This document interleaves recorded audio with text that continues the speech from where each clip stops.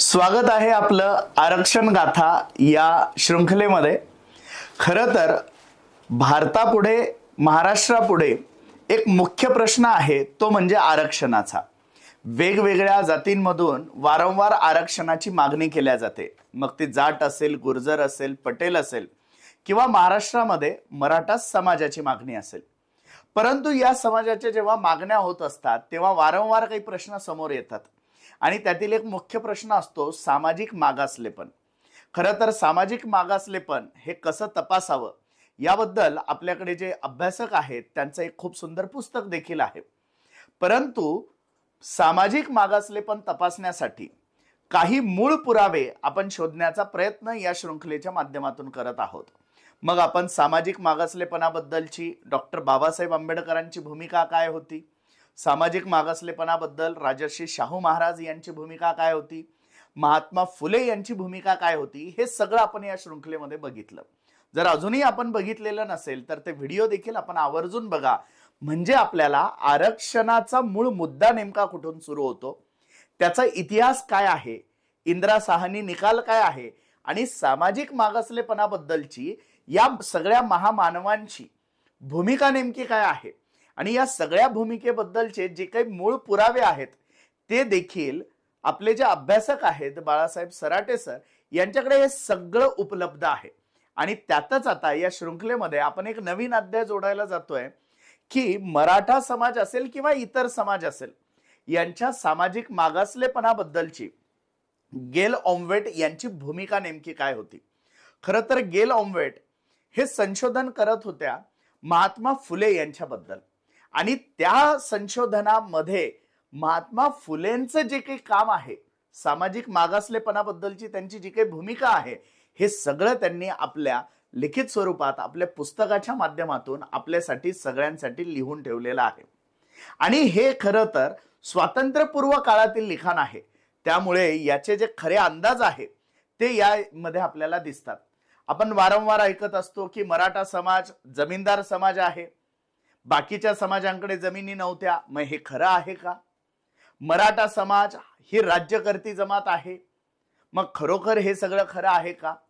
मराठा समाजामध्ये मागासलेपण बिलकुल नाही आहे, ते सगळं खरं आहे का? तर या सगळ्या गोष्टींचा उहापोह आपण या शृंखलेच्या माध्यमातून सन्माननीय बाळासाहेब सराटे यांच्या माध्यमातून आपण हे सगळं ऐकत आहोत। तर आजच्या या व्हिडिओमध्ये आपण बघणार आहोत गेल ऑम्वेट यांची नेमकी भूमिका काय, त्यांचं पुस्तक नेमकं काय सांगतं, हे सगळं आपल्याला ऐकायचं आहेच। आणि बऱ्याचदा आपल्या व्हिडिओच्या कमेंटमध्ये काही गोष्टी येत असतात, त्याकरता खरं तर सराटे सरांनी आज आपल्या समोर अगदी पुस्तकच सोबत घेऊन आलेले आहे। म्हणजे या चर्चेमध्ये जे काही आपण बोलतोय या सगळ्यांचा मुख्य आधार हे त्या त्या काळामध्ये झालेलं लिखाण आहे। त्यासोबत त्यांनी खरी ही न्यायाची रीती यदी फडके यांचं पुस्तक आहे, सामाजिक आरक्षणाबद्दलच्या भूमिका यामध्ये मांडलेल्या दिसतात। हे जे बुक आहे गेल ऑम्वेट यांचं स्वतःचं लिखित कल्चरल रिव्हॉल्ट इन कॉलोनियल सोसायटी या पुस्तकामध्ये वेगवेगळ्या समाजाची त्या काळची सामाजिक स्थिती काय आहे याची मांडणी करण्यात आलेली आहे। आणि खुद्द डॉक्टर बाळासाहेब सराटे सर आणि ॲडव्होकेट श्रीराम पिंगळे यांनी लिखित सामाजिक मागासलेपणाचे समाजशास्त्रीय विश्लेषण हे पुस्तक देखील आहे। तर आज आपण या व्हिडिओमध्ये जी चर्चा करणार आहोत ती अत्यंत अभ्यासपूर्ण आहे, पुराव्यानिशी आहे। तर आपण सुरू करूया आपल्या आजच्या अध्यायाला। सर, आपण वारंवार आपली जेव्हा किंवा चर्चा होते त्यावेळेला गेल ऑम्वेट आणि गावगाडा या पुस्तकाचे जे लेखक आहे त्रिना अत्रे यांच्याबद्दल आपली नेहमी चर्चा होत असते। खरं तर सामाजिक मागासलेपणाबद्दलची या दोघांची नेमकी भूमिका काय, त्यांनी लिहिलेल्या पुस्तकामध्ये नेमकी काय मांडणी झालेली आहे, त्याबद्दल आज आपण आमच्या जे श्रोते आहेत त्यांना सांगावं। जय शिवराय सगळ्यांना। मुळामध्ये आपण मागच्या वेळेला डॉक्टर बाबासाहेब आंबेडकरांचं नेमकं मागासलेपणाबद्दलचं काय विश्लेषण होतं याचं सविस्तर विवेचन केलेलं आहे। आणि त्यामध्ये असं म्हटलेलं आहे की 1920 मध्ये मराठा व तत्सम जातींना 7 जागांचं राजकीय आरक्षण मिळालं होतं। आणि राजकीय आरक्षण मिळालं होतं म्हणजे काय, तर त्यावेळेला आर्थिक आणि शैक्षणिक प्रगतीच्या आधारावर जी मतदारांची यादी तयार होती त्यात मराठा समाज प्रामुख्याने खूप मागे होता लोकसंख्येच्या प्रमाणात जर विचार केला तर. हे बाबासाहेबांनी टेबल देऊन आकडेवारीनिशी साऊथ बरो समितीसमोर मांडलं होतं आणि त्या मांडलेल्या याच्या आधारेच मराठा समाजाला त्या ठिकाणी आरक्षण मिळालेलं होतं. तर त्याचं वर्णन हे जे ए.दी. फडके ज्येष्ठ विचारक होते, महाराष्ट्रातले सामाजिक संशोधक होते, त्यांनी खरी ही न्यायाची रीती हे वाक्य महात्मा फुलेंच्या वाङ्मयातलं आहे. म्हणजे आरक्षणाच्या धोरणाबद्दल त्यांनी जे विवेचन केलेलं आहे त्याचं ते आरक्षण मिळालेलं होतं त्याचा पुरावा या पुस्तकामध्ये आहे. त्याचबरोबर सामाजिक मागासलेपणा आयोगाने कसा तपासला पाहिजे याच्यासाठी एक मार्गदर्शक पुस्तिका म्हणून आम्ही 2018 मध्ये प्रकाशित केली होती आणि याच्यामध्ये विस्तृत शास्त्रीय पद्धतीने, समाजशास्त्रीय पद्धतीने, संशोधनात्मक अंगाने एखाद्या विषयाचा आपण अभ्यास कसा करावा याची गाईडलाईन दिलेल्या आहेत आणि समाजशास्त्रीय दृष्टिकोनातून मागासलेपणा कसा तपासला जाऊ शकतो आणि आधुनिक काळात मागासलेले वर्ग कोणाला म्हणता येऊ शकतं, त्याचं सामाजिक, शैक्षणिक, आर्थिक मागासलेपण तपासण्यासाठी कोणत्या प्रकारचे प्रश्न विचारले जाऊ शकतात, त्याचं वेटेज किती असावं प्रत्येक विषयाचं, हेही याच्यात दिलेलं आहे. प्रतिनिधित्वाची व्याख्या केलेली आहे की इनॲडिक्वेट प्रतिनिधित्व म्हणजे काय, हे सगळं या छोट्या पुस्तकात आहे. हे पुस्तकही संभाजीनगरला बुक वर्ल्ड म्हणून आहे, साकेत बुक वर्ल्ड औरंगपुऱ्यामध्ये, त्या ठिकाणी हे पुस्तक उपलब्ध आहे. खरी ही न्यायाची रीती हे सुद्धा पुस्तक उपलब्ध आहे. आणि गेल ऑम्वेट या व्यक्तीबद्दल जर तुम्हाला माहिती द्यायची असेल तर गेल ऑम्वेट या पुण्यामध्ये होत्या, मुख्यत्वे समाजशास्त्राच्या प्राध्यापिका, अतिशय ग्रेट समाजशास्त्रज्ञ म्हणून त्या नामांकित आहेत. त्यांचा आता अलीकडेच देहावसन झालेलं आहे आणि त्या मूळच्या अमेरिकेच्या आहेत. त्या महाराष्ट्रात आल्या आणि त्यांनी महात्मा फुलेंच्या चळवळीवरती PhD केली होती. त्या PhDचा त्या थिसिसचं हे पुस्तक रूपात प्रकाशित झालेलं आहे. त्याचं नाव आहे की वासाहतिक समाजामध्ये म्हणजे कॉलोनियल सोसायटीमध्ये कल्चरल रिव्होल्ट म्हणजे सांस्कृतिक बंड जे झालेलं आहे त्याचं हे वर्णन आहे. आणि त्याचं पुढे नाव आहे the non Brahmin movement in western India, पश्चिम भारतातली ब्राह्मणेतर चळवळ, याचा त्यांनी अभ्यास केलेला आहे. पण मुख्यत्वे हे महात्मा फुलेंच्या चळवळीचा अभ्यास आहे. तर हे जे गेल ऑम्वेट आहेत या समाजशास्त्रीय दृष्टिकोनातून विषयाची मांडणी करतात. म्हणजे महात्मा फुलेंची मांडणी ही एक समाज सुधारक म्हणून होती, शाहू महाराजांची मांडणी ही समाज सुधारक म्हणून आणि एक राजा म्हणून होती, कल्याणकारी राज्य म्हणून. पण गेल ऑम्वेट यांनी त्याला समाजशास्त्रीय आधार दिला जो आधुनिक आयोगांना तपासण्यासारखा असतो. म्हणजे खरं म्हणजे कोणत्याही राज्य मागासवर्ग आयोगाचा अहवाल हे गेल ऑम्वेटचं पुस्तक बघितल्याशिवाय पूर्ण होऊ शकत नाही आणि तो पूर्ण होऊ शकतच नाही. खरं म्हणजे असं हे पुस्तक आहे, प्रत्येक आयोगाने ते तपासलं पाहिजे, वाचलं पाहिजे आणि त्याचा आधार घेतला पाहिजे. असं हे मास्टरपीस डॉक्युमेंट आहे गेल ऑम्वेटचं पुस्तक. या गेल ऑम्वेटच्या पुस्तकामध्ये महात्मा फुलेंच्या चळवळीच्या अनुषंगाने महात्मा फुलेच्या काळातल्या महाराष्ट्रीय समाजाचं वर्णन आहे. मग त्याच्यामध्ये विदर्भातलं सुद्धा त्याने आकडेवारी दिलेली आहेत आणि मुंबई राज्याची सुद्धा आकडेवारी दिलेली आहे. मराठवाड्याचं मागासलेपण हे सिद्धच आहे, याच्यात मराठवाड्याची आकडेवारी नाहीये आणि मराठवाड्याच्या मागासलेपणावर कोणी डाऊट पण घेत नाही. मुळामध्ये जेव्हा गेल ऑम्वेट यांचं हे पुस्तक वाचायला घेतलं 2015 मध्ये बार्टीने मला बाह्य तज्ज्ञ म्हणून संशोधन करायला नेमणूक दिली होती मराठा समाजाच्या मागासलेपणाबाबत, त्यावेळेला मला हे पुस्तक सापडलं आणि ते वाचल्यानंतर लक्षात असं आलं की मराठा समाजावर नाहक आक्षेप घेतले जातात. मराठा समाज सामाजिक दृष्ट्या मागासलेला नाही, मराठा समाज असा मागासलेला नाही, राज्यकर्ती जमात आहे, डॉमिनंट सोसायटी, अलीकडच्या ब्राह्मणांच्या लेखकांनी डॉमिनंट सोसायटी म्हणून मराठ्यांचं याला प्रबळ जात, डॉमिनंट कास्ट असं म्हटलंय. तर मराठा ही महाराष्ट्रातली डॉमिनंट कास्ट नाही हे ठासून या गेल ऑम्वेट यांनी मांडलेलं आहे आणि त्याला आधार फुलेकालीन समाजव्यवस्थेचा आधार दिलेला आहे आणि खूप टेबल्स दिलेले आहेत. म्हणजे महाराष्ट्रामध्ये कोणत्या कोणत्या जातीकडे किती शेती करणाऱ्या जाती कोणत्या आहेत, त्यांच्यामध्ये खंडाने जमीन देऊन जमीनदारी असलेले कोणत्या कोणत्या जाती आहेत, त्यात प्रामुख्याने ब्राह्मण जातीचं वर्णन येतं. मराठा ही तर स्वयं शेतकरी आणि मजुरी करणारी जात आहे. मराठ्यांबरोबर अनेक जातींकडे जमिनी आहेत आणि अनेक जाती शेतकरी पण आहेत आणि काही प्रमाणात मजुरी पण करतात. मराठा समाजाचं तेच वर्णन आहे, कुणबी समाजाचं पण तेच वर्णन आहे. तर या पुस्तकात जे टेबल दिलेलं आहे की शेतकरी समाजामध्ये कोणते कोणते समाज शेतकरी आहेत आणि कोणाकोणाकडे जमिनी आहेत, याचा एक विस्तृत टेबल या प्रमुख जातींचा दिलेला आहे आणि तो अतिशय महत्वाचा टेबल या पुस्तकामध्ये आहे. त्याचबरोबर प्रशासनातलं प्रतिनिधित्वाचे काही टेबल त्यांनी दिलेले आहेत. त्याचबरोबर साक्षरतेचे पण काही टेबल दिलेले आहेत. आता महात्मा फुलेंच्या काळात तर 0 साक्षरता असलेला मराठा समाज होता. आपण सामाजिक मागासलेपणाचा विचार करताना नेमका काळाचा अभ्यास करावा लागतो. आपण 1950 पूर्वी आरक्षणाची तरतूद नव्हती, म्हणजे घटना लागू झाल्यानंतर आरक्षण लागू झालं. तर मग जेव्हा मागासलेला कोण असं म्हणायचा वेळ येते, तेव्हा घटना लागू होण्यापूर्वीच्या 100 वर्षात मागासलेले जे असतील ते मागासलेले ठरतात. 1000 वर्षापूर्वी काय होतं, 500 वर्षापूर्वी काय होतं हे सांगून आता त्याला काही महत्व राहत नाही. 5-10 पिढ्यामध्ये समाजाचं स्थित्यंतर होतं. जसं 1990 पूर्वी मराठा समाज आरक्षण मागत नव्हता. तो सामाजिक दृष्ट्या मागासलेला असूनही मागत नव्हता, कारण तो अल्पसंतुष्ट आणि समाधानी जीवन जगणं किंवा पारंपरिक गावकुसात जीवन जगणं त्याला त्याच्या पलीकडचं काही सुचत नव्हतं. परंतु स्थित्यंतर आता कसं झालं मागच्या 25-30 वर्षामध्ये, आता गावात कोणी राहायला तयार नाही. गावातून जे कोणी कुटुंब आहेत ते शेतात राहायला गेलेले आहेत. म्हणजे ज्याचं गावच उजाड झालं असा समाज हा मराठा समाज आहे. तुम्ही कोणत्याही गावात जाऊन बघा, सगळ्यांनी शेतात घरं बांधलेले. म्हणजे जो गावाची व्यवस्था आहे त्याच्यातून बाजूला जातो तो व्हल्नरेबल होत असतो, तो वंचित होत असतो. त्याला शेतात का जावं लागलं हे आपण सगळ्यांनी समजून घेतलं पाहिजे, कारण गावातली व्यवस्था पुरत नाही, कुटुंबाची संख्या वाढलेली असते म्हणून ते शेतात जातात. पाण्याची व्यवस्था गावात नसते म्हणून ते शेतात जातात. पण ते शेतात जातात म्हणजे त्यांना पोलीस स्टेशन दूर असतं, त्यांना हॉस्पिटल दूर असतं, त्यांचे ऍक्सिडेंट होण्याची शक्यता जास्ती असते, चोऱ्या माऱ्यांचं त्यांना भीती जास्ती असते, जंगली जनावरांची भीती असते.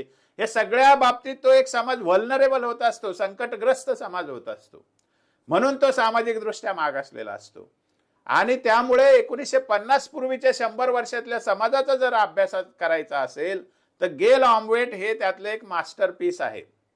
गेल ऑम्वेट ह्या महाराष्ट्रात जेव्हा स्थायिक झाल्या तर भारत पाटणकर नावाचे एक मोठे सामाजिक कार्यकर्ते आहेत, लेखक आहे, विचारवंत आहेत.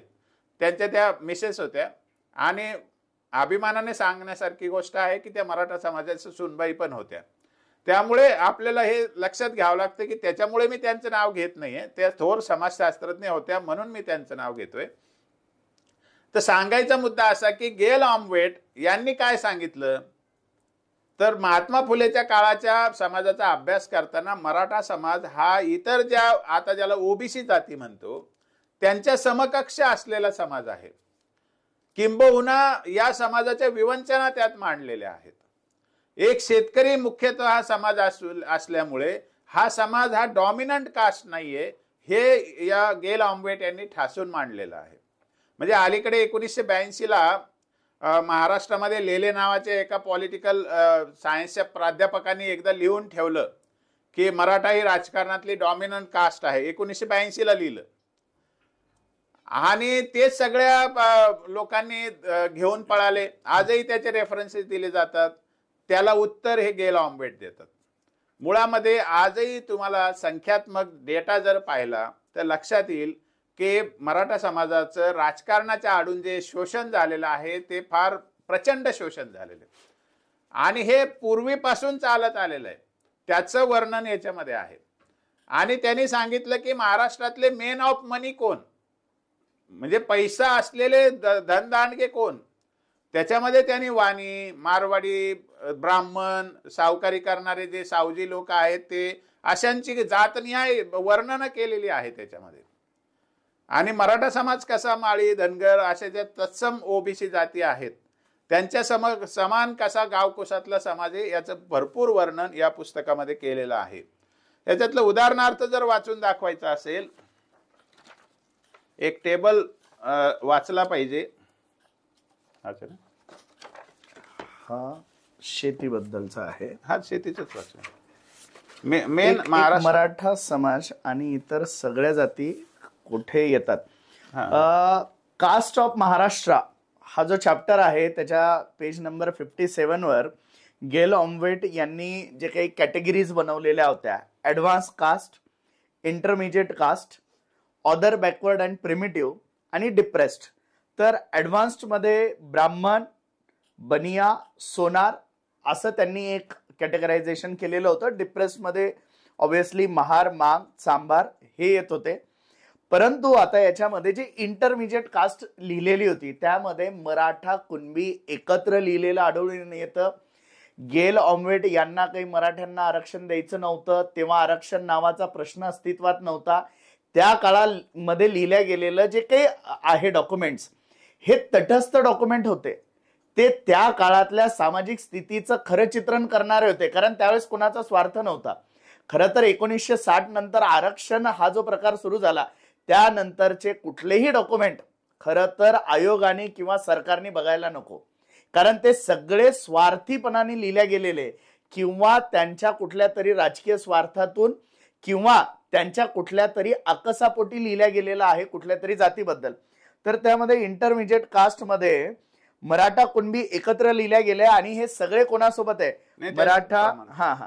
त्यांचं त्यावेळेचं जे डेक्कन भागातील जे प्रमाण होतं ते 36.9, कोकणमध्ये 38.7, विदर्भामध्ये 23.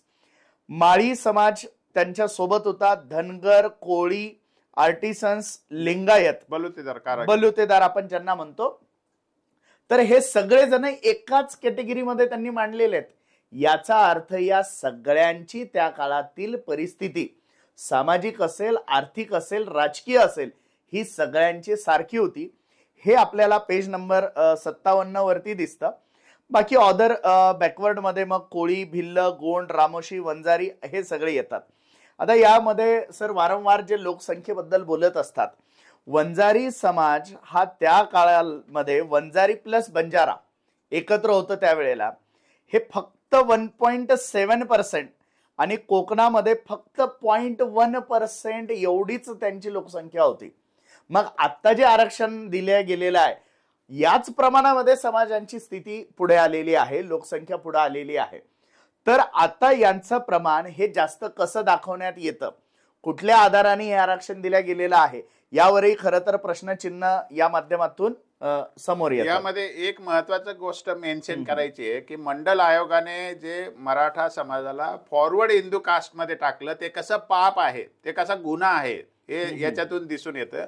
ही जी वाटणी दाखवलेली या ठिकाणी लोकसंख्येची वाटणी आणि कोणत्या कॅटेगरीत कोणता समाज लिहिला गेला होता हे 1931च्या जनगणनेच्या आधारे घेतलेले आकडे आहेत. आणि त्याच्यामध्ये ॲडव्हान्स कम्युनिटी कोणत्या महाराष्ट्रातल्या ज्या आहेत त्याच्यामध्ये ब्राह्मीण आहे, बनिया वैश्य आहे म्हणजे वाणी आहेत, आणि सोनार आहे आणि अदर ॲडव्हान्स्ड आहेत.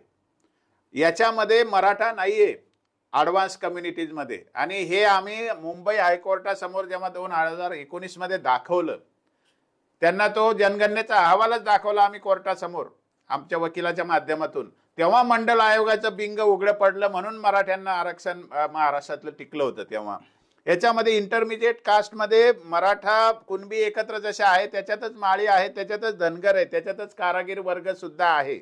हे कारागीर म्हणजे बलुतेदार वर्ग सुद्धा आहे, लिंगायत सुद्धा त्याच्यामध्येच येतात. आणि हे जे बंजारा आणि वंजारी एकत्र दाखवलेले आहेत ते 1931 मध्ये बंजारा आणि वंजाऱ्यांची लोकसंख्या एकत्रित दाखवलेली असल्यामुळे ती 1.7% येते. मुळात बंजारा समाजाची खूप मोठी लोकसंख्या विदर्भ आणि महाराष्ट्रामध्ये आहे आणि त्यांची लोकसंख्या जास्ती असून सुद्धा वंजारी आणि बंजारा हे एकत्रित फक्त 1.7% आहे. त्याच्या अगेन्स्ट महाराष्ट्रामध्ये मराठा, कुणबी हे 37% आहेत मुंबई राज्यामध्ये, आणि कोकणामध्ये ते 38% आहे, म्हणजे 39% आहेत, आणि विदर्भामध्ये 23% आहेत. माळी महाराष्ट्रामध्ये 3.70% आहेत मुंबई राज्यामध्ये. तुम्हाला वाटेल मग बरोबर आहे 3.70%, पण ते कोकणामध्ये 0.5% आहे ना, म्हणजे सरासरीमध्ये त्यांचं प्रमाण किती कमी होतं. आणि विदर्भामध्ये 5.4% ते आहेत. धनगर महाराष्ट्रामध्ये मुंबई राज्यामध्ये 3.8% आहेत, त्यांना आता 3.5% आरक्षण आहे, पण ते मुंबई राज्यात जरी 8% असले तरी कोकणामध्ये 0.7% आहे, म्हणजे सरासरीमध्ये त्यांची किती कमी होते. विदर्भात तर त्यांची संख्या नाहीच आहे, 0 आहे. हे लक्षात घेण्यासारखे विषय आहेत. सगळे कारागीर म्हणून, ज्याला आर्टिसन म्हणतो, बलुतेदार म्हणतो, ते 5.7% आहेत महाराष्ट्रामध्ये, म्हणजे मुंबई राज्यामध्ये, आणि कोकणामध्ये 4.3% आहेत, आणि विदर्भामध्ये त्यांची संख्या आहे 10.70%. म्हणजे बलुतेदारांची संख्या बऱ्यापैकी मोठी आहे. त्याच्यापेक्षा धनगर, माळी यांची संख्या त्या मानाने खूप कमी आहे. वंजारी आणि बंजारांची एकत्रित लोकसंख्या सुद्धा 1.7% आहे मुंबई राज्यामध्ये, आणि पुढे कोकणामध्ये तर 0.1%, म्हणजे 1 पैसा एवढीच त्यांची, 1% म्हणजे 1% नाही, 1%चा 100वा भाग इतकी त्यांची आहे. आणि विदर्भामध्ये 2.3% ते आहेत. तर असं एकंदरीत जे मी लोकसंख्या सांगतो, ती लोकसंख्या वाजवी सांगत असतो की ओबीसीतले जाती ज्या आहेत यांची महाराष्ट्रातली लोकसंख्या खूप कमी आहे, आणि वेराज मराठा कुणब्यांची लोकसंख्या 37% मुंबई राज्यात आहे, आणि इकडं तर 39% आहे कोकणामध्ये. हे लक्षात घेतलं पाहिजे. हा एक मुद्दा सगळ्यात महत्वाचा. हे टेबल इथे दिलेले आहेत. हे एकूणच आपण जे मराठा समाजाची लोकसंख्या 35% म्हणतो, ती पूर्ण मराठा कुणबी हे एकत्र त्यावेळेचं कॅटेगरायझेशन आहे. म्हणजे आज जे कुणबी वेगळे आणि मराठा वेगळे म्हटलं जातं, यामध्ये कुठलंही तथ्य नाही आहे. खरं तर ते एकच आहे.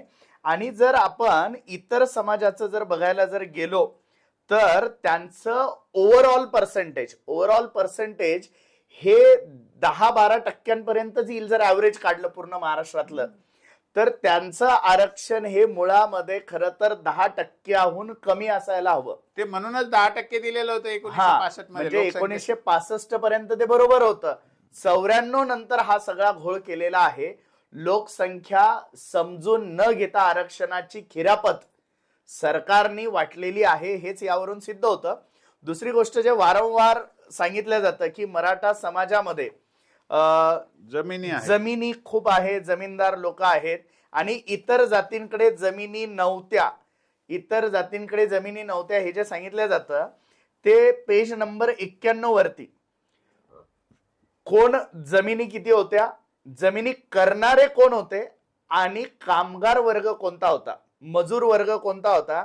त्याच्यामध्ये जर आपण जर बघितलं तर मराठा समाजाकडे फक्त 1.7, चित्पावन ब्राह्मण 20.5, देशस्थ ब्राह्मण 20.8, गौड सारस्वत ब्राह्मण 21%, आगरी समाज जो होता त्यांच्याकडे 2.3%, आणि मराठा समाजाकडे फक्त 1.7%. ते जमीन भाडे तत्वावरती दिलेली होती असं गृहीत धरा. आता स्वतःची जमीन कसणारे किती, 63.8%. हे सगळ्यात जास्त शेती करणाऱ्यांचं पूर्ण पर्सेंटेज जर बघितलं तर ते मराठा समाजामध्ये होतं. म्हणजे मराठा समाजातील 100 पैकी 64 लोक फक्त जमीन करत होते, आणि उरलेले 23 लोक हे दुसऱ्यांकडे मजूर म्हणून काम करत होते.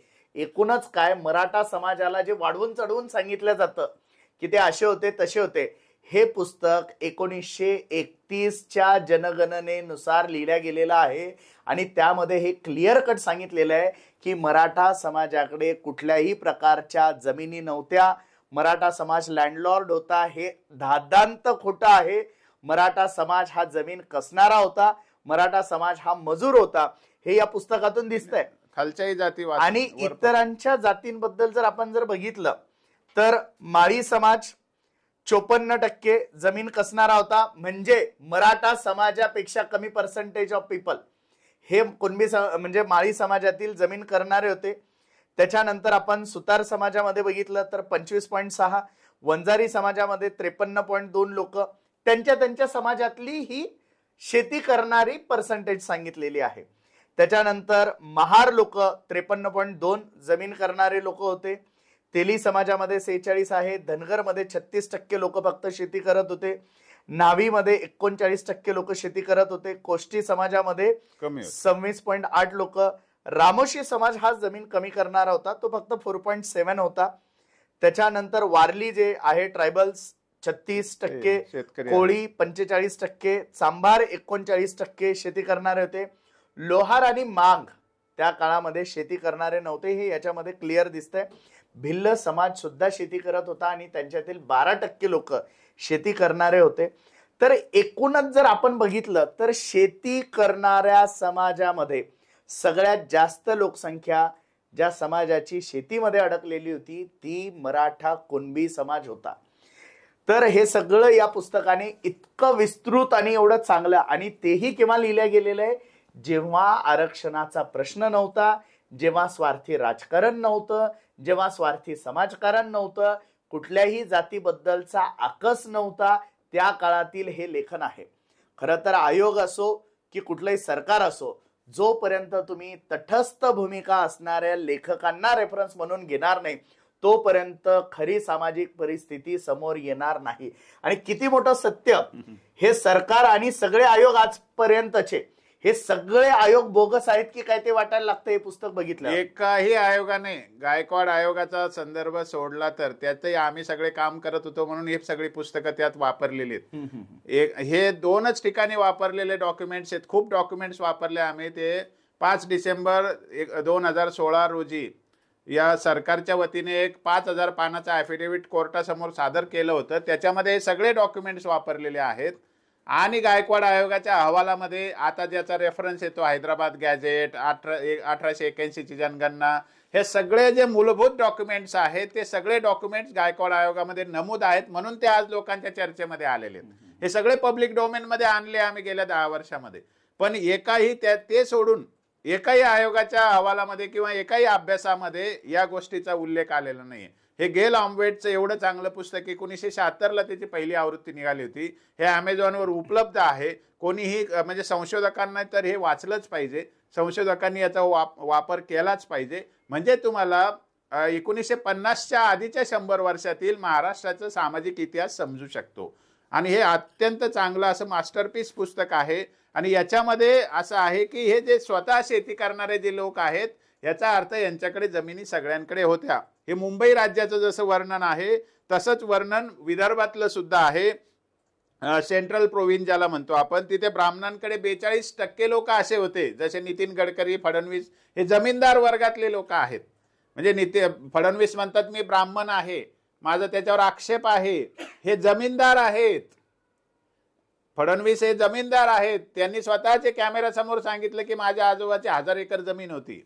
त्यामुळे फडणवीस असो गडकरी असो हे जमीनदाराच्या घराण्यातून आलेले, म्हणजे दुसऱ्याला जमिनी देऊन खंड घेणारे लोक होते. तर 42% लोकांकडे जमिनी खंडाने देण्याची प्रघात होता ब्राह्मणामध्ये. कायस्थांमध्ये 30%, विदर्भातलं सांगतोय मी.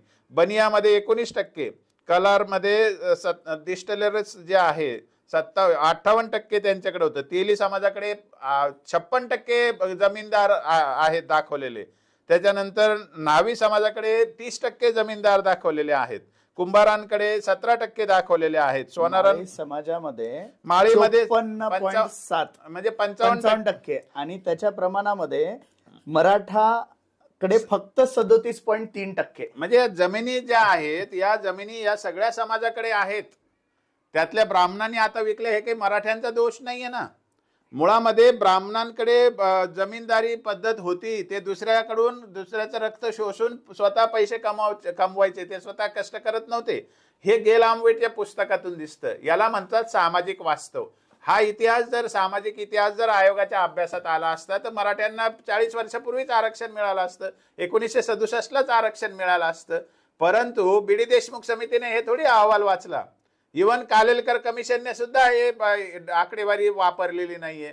मुळामध्ये 1951 नंतर जेव्हा अडल्ट व्होटिंग आलं, म्हणजे प्रौढ मतदान अधिकार आला, त्यावेळेला मराठ्यांची संख्या खूप जास्ती दिसली. म्हणजे मराठ्यांचं काम झालं.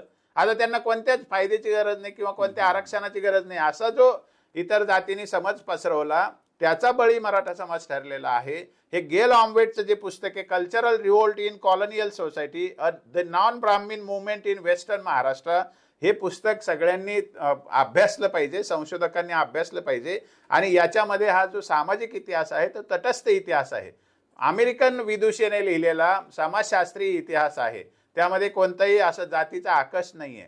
आणि ती विदुषी एवढी महान अभ्यासक होती की तिने बाबासाहेब आंबेडकरांच्या अॅनिहिलेशन ऑफ कास्ट पासून तर सगळ्या गोष्टीवरती भाष्य केलेलं आहे. बाबासाहेबांच्या जीवनावरती पण त्यांनी पुस्तक लिहिलेलं आहे. म्हणजे महाराष्ट्रातल्या सोशल रिफॉर्म्सचा समग्र अभ्यास केलेली ती विदुषी होती आणि एक समाजशास्त्रीय पद्धतीने त्यांनी तो अभ्यास मांडलेला आहे. त्याचा विचार केला पाहिजे असा हा मास्टरपीस ग्रंथ आहे. याच्या बरोबरच म्हणजे याला मी मास्टरपीस का म्हणतो, कारण अलीकडे जेव्हा अभ्यासाच्या संशोधन शास्त्रामध्ये जेव्हा विचार होतो तेव्हा सायंटिफिक मेथडॉलॉजी वापरली की नाही असं नेहमी विचारतात. तर हे PhD थिसिसचं पुस्तक आहे, म्हणजे याच्यामध्ये सायंटिफिक मेथडॉलॉजी वापरलेलीच आहे समाजशास्त्रातली.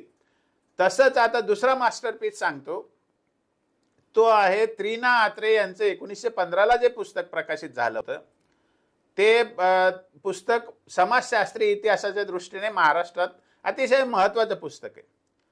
म्हणजे 1915ला ते पुस्तक प्रकाशित झालं म्हणजे त्यामध्ये वर्णन कोणतं असेल, ते स्वतः तहसीलदार होते.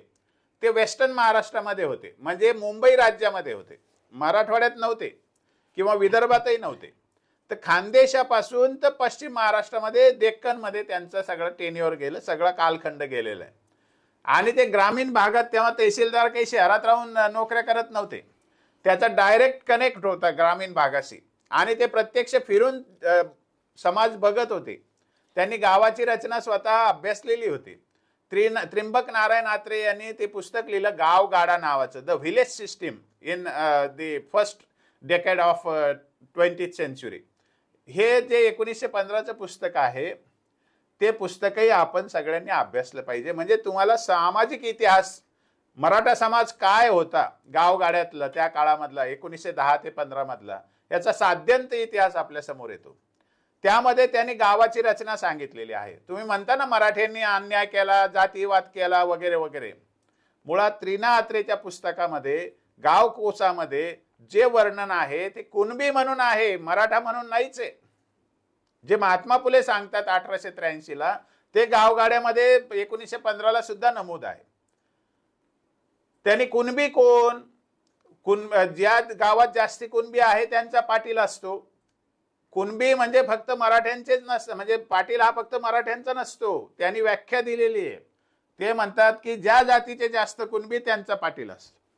मग ज्या गावात वंजारी जास्त त्याचा त्यांचा पाटील असतो, ज्या गावात माळी जास्त तिथे त्यांचा पाटील असतो, ज्या गावात धनगर जास्त तिथे देशमुखी पाटील की त्यांच्याकडे असते. आणि हा इतिहास आहे महाराष्ट्रात. आजही तुम्ही गावागाव गेलं ते कळून येतं.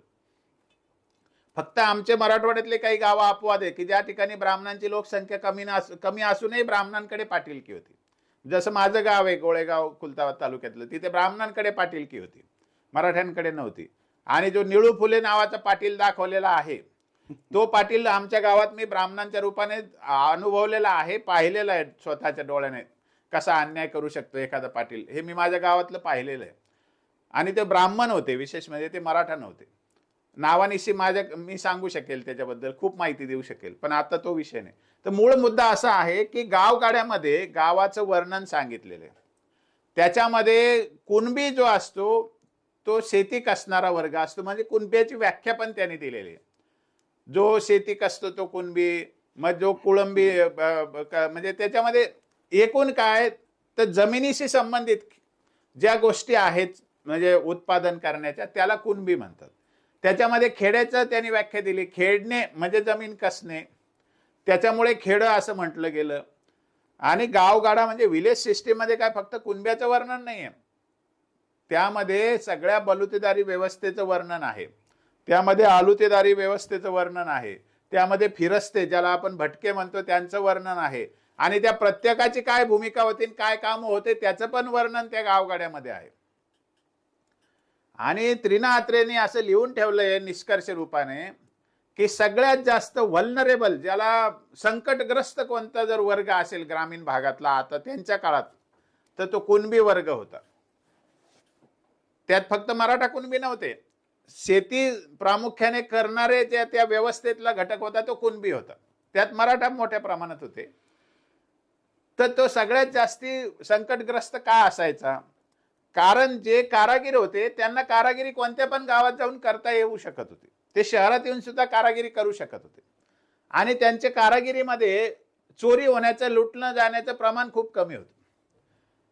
त्याच्या विरुद्ध जर विचार केला तर शेतकरी वर्गाचं असं होतं की सगळ्या उघड्यावर त्यांना शेती करावी लागते. नेचर म्हणजे कॅलामिटी प्रोन असतं, ते संकट कधी येऊ शकतं शेतावरती.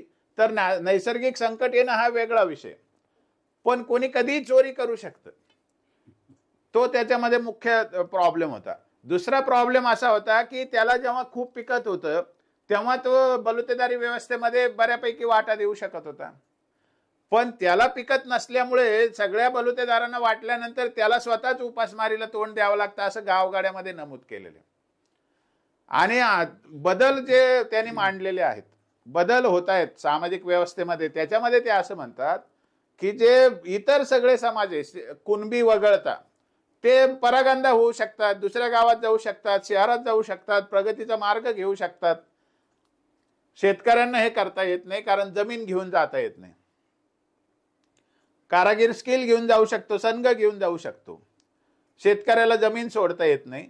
आणि शेतकऱ्याला जमीन सोडता येत नाही हाच त्याच्या प्रगती न होण्याचं मुख्य कारण आहे, हे गावगाड्यामध्ये लिहिलेले. हे मंच सांगत नाही मी, तुम्ही गावगाडा पुस्तक सहज उपलब्ध आहे, अमेझॉनवरही मिळतं, का बुक गंगावरही मिळतं, अतिशय काही 200-250 रुपयाचं पुस्तक आहे. पण हे पुस्तक वाचलं पाहिजे. म्हणजे आपण स्वातंत्र्यापूर्वीच्या 50-100 वर्षामध्ये महाराष्ट्रातला सामाजिक काय वास्तव आहे, कोणते समाज मागासलेले होते, त्यांचं नेमकं सत्ता होती का ते शोषित होते, याचा कधीतरी विचार करणार आहोत की नाही आपण. तर हे गेल ऑम्वेट यांचं पुस्तक आणि गावगाडा त्रिना अत्रेंचं पुस्तक हे सामाजिक रचनेबद्दलचे एक मास्टरपीस ग्रंथ आहेत. आणि आयोगाने हे 2 ग्रंथ अभ्यासल्याशिवाय त्यांचा अहवालच पूर्ण कसा होऊ शकतो महाराष्ट्रामध्ये. आणि दुर्दैवाने गायकवाड कमिशन वगळता हे पुस्तकं कोणीही पाहिलेले नाहीत, त्याचा कुठे उल्लेख नाहीये. फक्त हे आम्ही जे प्रतिज्ञापत्र 5 डिसेंबर 2016ला महाराष्ट्र सरकारने सादर केलं होतं मुंबई हायकोर्टात, त्याचे सगळं वर्णन घेतलेलं आहे. तसं वर्णन गायकवाड आयोगाच्या अहवालात सुद्धा सगळं वर्णन याचं आलेलं आहे. मुख्यत्वे काय आहे, गेल ऑम्वेट असू द्या, महात्मा फुले सांगू देत, किंवा बाबासाहेब आंबेडकर सांगू देत, किंवा शाहू महाराज सांगू देत, या सगळ्यांचं सार जर सांगायचं असेल तर मुळामध्ये 1950 पूर्वीच्या शतकामध्ये पेशवाई खालसा झाल्यानंतर लढायांचं कामच उरलं नव्हतं. त्या काळामध्ये हा मराठा समाज हा कुणबी नावाने असेल किंवा मराठा नावाने असेल, पण शेती स्वतः कसणारा, शेती नसेल अल्प शेती असेल तर दुसऱ्याच्या शेतावर जाऊन काम करणारा, असा हा वर्ग आहे. आणि हा कुठल्याही राजकारणात प्रबळ नाहीये, कारण पेशवाई गेल्यानंतर, सरदारकी गेल्यानंतर त्याला राजकारणात कोण विचारित होतं, कारण त्याच्याकडे काय होतं राजकारण करण्यासारखं, हे आपण सगळ्यांनी समजून घेतलं पाहिजे. मी माझं उदाहरण सांगतो, तुम्हाला आश्चर्य वाटेल की आता जमिनीचे वाटे झाले म्हणून आपण सांगतो. माझ्या वडिलांचं माझ्याकडे 50 पासूनचं रेकॉर्ड आहे, 1950 पासूनचं. माझे वडील 50 पर्यंत दुसऱ्याच्या शेतावर सालदारकी करायचे. मग नंतर जेव्हा माझे मोठे भाऊ थोडे मोठे झाले, मग थोडी हिंमत आली, मग त्यांच्या वाट्याला जी शेती आली होती ती केवळ 4 एकर शेती आलेली होती. म्हणजे 1950लाच आमच्या कुटुंबाकडे ओरिजिनलच शेती 4 एकर होती. आणि 2 वाटे झाले, म्हणजे त्यांचे भाऊ आणि त्यांच्यामध्ये, तर त्यांना 4 एकर आणि आम्हाला 4 एकर, म्हणजे 8च एकर शेती होती आमच्या सराटे कुटुंबाकडे गोळेगावमध्ये. हा कसे म्हणता तुम्ही जमीनदार आहे म्हणून? माझे वडील तर सालदारकी करत होते, माझे सगळे चुलते लोकांचे काम शेतावर जाऊन काम करीत होते. आजही अनेक माझे चुलत भाऊ आहेत ते शेतावरच काम करतात. आणि हे आमचं सराटे घराण्याचं तुम्हाला उदाहरण सांगतो. शहरापासून 20 किलोमीटर माझं गाव आहे. आणि कुठल्या जमीनदाराची आणि राजकारणाची गोष्ट करता तुम्ही? मराठवाड्यामध्ये 99.99% कुटुंब असे आहे की ज्यांचा राजकारणाशी काही संबंध नाही मराठ्यांचा. त्यांच्या घरात कोणीही संस्था चालक नाहीये. 99.99% सांगतोय मी. म्हणजे सगळे राजकारण्यांची संख्या मराठवाड्यामध्ये 1000 असेल फार तर फार. 99.99 मध्ये जो 0.01% उरतो तेच सुद्धा 5-10 हजार लोक होतील. म्हणजे 99.99% मराठवाड्यातला समाज असू द्या की महाराष्ट्रातला समाज असू द्या, मराठा म्हणा की कुणबी म्हणा, हा समाज शेतीमध्ये अडकलेला, रखडलेला आणि मागासलेला समाज आहे. हे इतिहास सांगतो, सामाजिक इतिहास सांगतो, वास्तव सांगतायत महात्मा फुले, छत्रपती राजर्षी शाहू महाराज, बाबासाहेब आंबेडकर सांगतायत. आणि त्याचं वर्णन त्रिना अत्रे त्याला प्रत्यंतर पुरावा म्हणून आहे, किंवा गेल ऑम्वेटचं सामाजिक संशोधन आहे. अशा अनेक ग्रंथ महाराष्ट्रामध्ये आहेत. शूद्रत्वाच्या गोष्टी करतात आणि मराठे म्हणतात क्षत्रिय आहे. अरे कोणत्याही जातीला स्वतःचा अभिमान आहे. धनगर जातही स्वतःला यादव कुळाची मानते. महात्मा फुलेचं धनंजय कीरांनी पुस्तक लिहिलेलं आहे चरित्र. धनंजय कीरांच्या पुस्तकात पहिल्याच पॅराग्राफ मध्ये लिहिलं आहे की महात्मा फुलेंच्या घराणा एक क्षेत्रीय माळी होते म्हणून. क्षेत्रीय असण्याचा मागासलेपणाचा काय संबंध आहे? ते बिरुद वापरण्याची पद्धत आहे आपल्याकडे प्रत्येकाचा स्वाभिमान दाखवण्यासाठी की आम्ही या घराण्याशी बिलॉंग करतो, आम्ही त्या घराण्याशी बिलॉंग करतो. ते ज्याचे त्याचे मान सन्मानाचे विषय असू शकतात, त्याने वास्तव नाही बदलत ना. 1950 पूर्वीच्या 100 वर्षातलं वास्तव जे सामाजिक वास्तव आहे ते तर विदारक आहे ना या समाजाचं. शेतीत अडकलेला रखडलेला हा समाज आहे ना. याच्याकडे कुठलं पॉलिटिक्स होतं? 52 मध्ये पहिली निवडणूक झाली, सार्वत्रिक निवडणूक. तेव्हा कुठे जे प्रौढ मतदान आलं तेव्हा महाराष्ट्रात त्यांची फक्त मतदारांची संख्या थोडी वाढली. पण त्याला सुद्धा 5-25 वर्षाची प्रक्रिया केलेली आहे नवे नेते निर्माण होताना. त्यामुळे 1950 पासून 1972 पर्यंत मराठ्यांचा कोणताही नेता सांगता येत नाही तुम्हाला, एक यशवंतराव चव्हाण सोडले तर. बाकी कोणी नावारूपालाच आलेले नव्हते. त्याचं कारण प्रौढ मतदानानंतर सुद्धा 25 वर्षानंतर नेते समोर आलेले आहेत. त्यामुळे राजकारणात या समाजाचं कुठलं प्रभुत्व होतं? 1970-72 पूर्वी या समाजाकडे कोणते कारखाने होते? शिक्षण संस्था ज्या 80 पूर्वीच्या काळाच्या होत्या त्या सामाजिक कल्याणासाठी चालवलेल्या, स्वतःच्या पोटाला चिमटा घेऊन चालवलेल्या संस्था असायच्या. त्या काही सत्तेची ठिकाणं नव्हती पूर्वी. ज्या मराठा समाजाच्या लोकांनी 1950च्या दरम्यान शिक्षण संस्था काढल्या असतील किंवा पहिल्या दुसऱ्या दशकामध्ये, म्हणजे समजा आपण 40 नंतर धरूया, जे कोणी होते त्याला वारसा लाभलेला या समाजाला छत्रपती शाहू महाराजांचा, महात्मा फुलेंचा किंवा कर्मवीर भाऊराव पाटलांचा असेल, विठ्ठलरामजी शिंदेंचा असेल, पंजाबराव देशमुखांचा असेल, या वारशामुळे या समाजाने सुरुवातीपासून सामाजिक योगदान दिलेलं आहे. पण ते कल्याणासाठी दिलेलं आहे. ते काही सत्तेची ठिकाणं नव्हती तेव्हा शिक्षण संस्था म्हणजे. त्या आज तुम्हाला सत्तेची ठिकाणं वाटत असतील. त्यामुळे हा समाज काही 1972 पूर्वी कुठलाही असा कारखानदार किंवा राजकारणातला प्रबळ घटक किंवा असं काही करणारा असं काही नव्हतं पूर्वी, ज्याला तुम्ही डॉमिनंट कास्ट म्हणता, सत्ताधारी वर्ग म्हणता. काही सत्ता नव्हती या समाजाकडे. हे आपण सगळ्यांनी समजून घेतलं पाहिजे. आणि कोणत्याही आयोगाने किंवा कोणत्याही अभ्यासकाने वास्तव समजून घेतलं पाहिजे. आणि यशवंतरावांचं चरित्र जरी तुम्ही वाचलं तर तुमच्या लक्षात येईल, शरद पवारांचं चरित्र वाचलं तरी तुमच्या लक्षात येईल. जे उपलब्ध चरित्र आहे ते सांगतो. यांचे कोणाची मुंज कधी झाली होती का? एका क्षत्रिय आहे का? मराठा समाजात काय नॅचरली मुंज करायची पद्धत आहे का? अशी तर कुठल्याच गावात नाही. 1871ला पहिली जनगणना झाली भारतामध्ये. त्या 1871च्या जनगणनेमध्ये महाराष्ट्रात एकूण क्षेत्रीय किती याचा गोषवारा दिलेला आहे. तर कोल्हापूर संस्थानामध्ये, कोल्हापूर आणि सातारा जिल्ह्यामध्ये एकूण क्षेत्रियांची लोकसंख्या दिलेली आहे 19 फक्त. म्हणजे किती लोकसंख्या दिलेली क्षेत्रियांची? 19 फक्त. 19 लोक होते फक्त क्षेत्रीय सातारा आणि कोल्हापूर जिल्ह्यामध्ये 1871 मध्ये. ते कोण होते? तर राजघराण्यातली ज्यांची मुंज झाली होती ते लोक होते. बाकी तर सगळे शूद्रच लिहिलेले आहे. त्याच्यामध्ये लाखोची संख्या शूद्रांची दाखवलेली आहे. त्याच्यात मराठा समाज आहे ना. हे तर सातारा कोल्हापूरचं सांगतोय मी तुम्हाला. तर हे वास्तव जर अभ्यासायचं असेल, महाराष्ट्राचा जर 1950 पूर्वीचा 100 वर्षातला सामाजिक इतिहास जर अभ्यासायचा असेल तर तुमच्याजवळ ऑथेंटिक डॉक्युमेंट, जो आपला आता सदर चाललेला आहे, सामाजिक मागासलेपणाचे मूळ पुरावे, त्या ऑथेंटिक डॉक्युमेंटमध्ये जातीनिहाय जनगणना अभ्यासणं आवश्यक आहे. त्याच्यामध्ये सगळं वर्णन सगळ्या जातींचं तुम्हाला सापडेल. त्याच्यामध्ये मग महात्मा फुलेंचं विचार वाङ्मय कार्य, डॉक्टर बाबासाहेब आंबेडकरांचं विचार वाङ्मय कार्य आणि छत्रपती राजर्षी शाहू महाराजांचं विचार वाङ्मय कार्य, कर्मवीर भाऊराव पाटलांचा असेल किंवा विठ्ठलरामजी शिंदेंचा असेल, पंजाबराव देशमुखांचा असेल, या सगळ्यांच्या प्रत्यक्ष लिखाणातून, विचारातून, भाषणातून जे समोर आलेलं आहे ते आपला अधिकृत इतिहास आहे. गेल ऑम्वेट सारखे समाजशास्त्रज्ञ आहेत, त्रिना आत्रे सारखे तहसीलदार असलेला अधिकृत समाजाचं वर्णन लिहिणारा, गाव रचना सांगणारा, गावाची सिस्टीम सांगणारा मास्टरपीस ग्रंथ असेल, असे अधिकृत पुस्तकं आयोगाने अभ्यासले पाहिजे, संशोधकांनी अभ्यासले पाहिजे, तर वास्तव समोर येईल. महात्मा फुलेंच्या नावाने समता परीक्षेत काढून थोडी हे वास्तव समोर येतं. ही लबाडी, राजकीय लबाडी, स्वार्थी लबाडी आपण हाणून पाडली पाहिजे, अशा मताचा मी आहे. सगळ्यांनी मुळातून या सामाजिक इतिहासाचा अभ्यास करावा, एवढंच या निमित्ताने मी आवाहन करीन.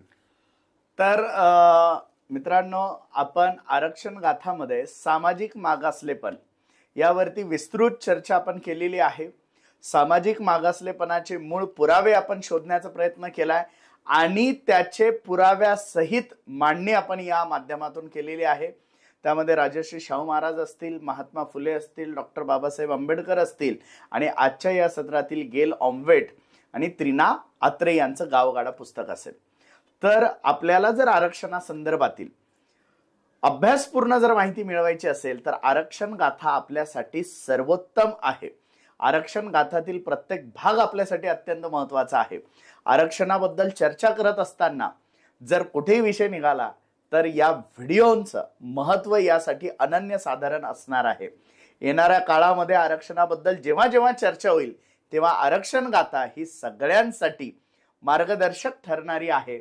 असेच आपले अजून नवनवीन व्हिडिओ आणि आरक्षण गाथामधील स्वातंत्र्याच्या नंतरच्या ज्या काही गोष्टी झालेल्या आहे, मग ते आयोग असतील किंवा वेगवेगळे खटले असतील, याबद्दलही आपण विस्तृत चर्चा करणार आहोतच. परंतु तोपर्यंत हे व्हिडिओ माहितीपूर्ण आणि अभ्यासपूर्ण आहेत हे आपण इतर लोकांना शेअर करा. आपल्याला आवडलं असेल तर लाईक करा आणि असेच नवनवीन व्हिडिओ आणि संपूर्ण आरक्षण गाथा बघण्यासाठी या चॅनलला नक्की सबस्क्राईब करा. धन्यवाद.